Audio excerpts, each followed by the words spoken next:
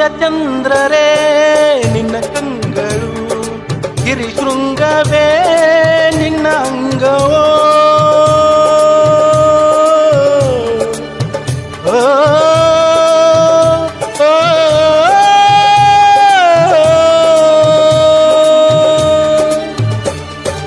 ದಿಕ್ಪಾಲಕರೇ ನಿನ್ನ ಕಾಲ್ಗಳು, ಮಿಂಚು ಸಿಡಿಲು ನಿನ್ನ ವೇಗವು, ಜೀವ ಜೀವದಲ್ಲಿ ಬೆರೆತು ಹೋದ,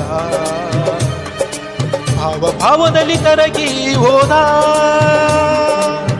ಜೀವಾಶ್ವವೇ ದೂರಾದೆಯ, ಪ್ರಾಣಾಶ್ವವೇ ಮರೆಯಾದೆಯ.